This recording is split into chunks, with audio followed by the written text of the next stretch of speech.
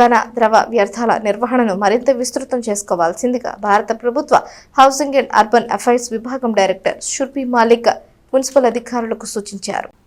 భారత ప్రభుత్వ housing and urban affairs విభాగం director Shurbi Malik, ADB consultant Manoj Mathur, NPMU Deepak గోయల్లు మంగళవారం తెనాలి పట్టణంలో పర్యటించారు. మున్సిపాలిటీ ఆధ్వర్యంలో స్థానిక బుర్రిపాలెం రోడ్డులోని కంపోస్ట్ యార్డులో ఘన వ్యర్థాల నిర్వహణ, పూలే కాలనీలోని 10 MLD మురుగునీటి శుద్ధి ప్లాంట్ను పరిశీలించారు. తెనాలి పట్టణంలో అటు ఘన ఇటు ద్రవ వ్యర్థాల నిర్వహణ జరగడంపై సంతృప్తిని వ్యక్తం చేశారు. కంపోస్ట్ యార్డులో చెత్త నిర్వహణను ఇప్పుడున్న 1.47 లక్షల టన్నులకు మించేలా చూడాలని చెప్పారు. పూలే కాలనీలోని 10 LMD ద్రవ వ్యర్థాల నిర్వహణ సామర్థ్యాన్ని 15 నుంచి 20కి పెంచుకోవాలని సూచించారు.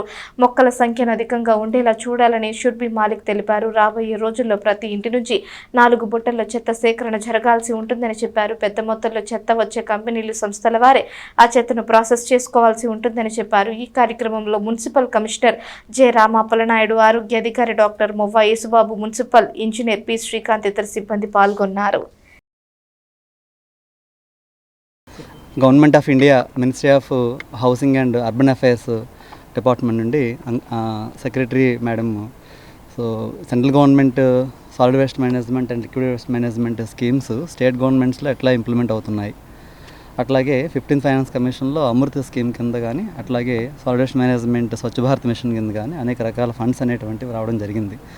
తెనాలి మున్సిపాలిటీకి సంబంధించి అమృత 1.0లో భాగంగా మనకి 10 MLD కెపాసిటీ కలిగిన STP మనకు శాంక్షన్ అయింది. అట్లాగే స్వచ్ఛ భారత్ మిషన్ కింద మనకు ఉండేటువంటి 1.47 lakh metric tons of the legacy waste కూడా ట్రీట్మెంట్కి అమౌంట్ శాంక్షన్ అయింది.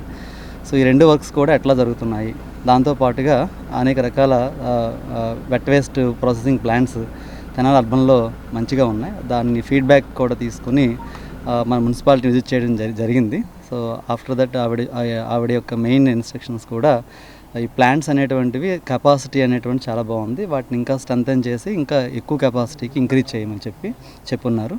ఆ రకంగా ఇప్పుడు 10 ton కెపాసిటీ ఉన్నటువంటి కోకోనట్ని 15 tons 20 tons కింద, అట్లాగే window composting and vermi composting, home composting ఇవన్నీ కలిపి ఒక 25 tons వరకు వస్తుంది. దాన్ని 40 tons వరకు ఇంక్రీజ్ చేసి రాబోయే స్వచ్ఛ రూల్స్ 2026 ప్రకారంగా మనకి solid waste management rules April 1 నుండి దేశవ్యాప్తంగా మనకి 4 types ఆఫ్ బిన్స్ అనేటువంటివి ఇంప్లిమెంట్ చేయాలి ప్రతి హౌస్ హోల్డ్ కూడా. అట్లాగే బల్క్ వే జనరేటర్స్ అయినటువంటి అంటే 50 kgs కంటే అబోవ్ ఆర్ 100 kgs కంటే అబోవ్ ఉన్నటువంటి వాళ్ళు ఎవరైతే ఉన్నారో అందరూ కూడా వాళ్ళ వేస్ట్ని వెట్ వేస్ట్ అంతా కూడా వాళ్ళు ప్రాసెస్ చేసుకోవాలి.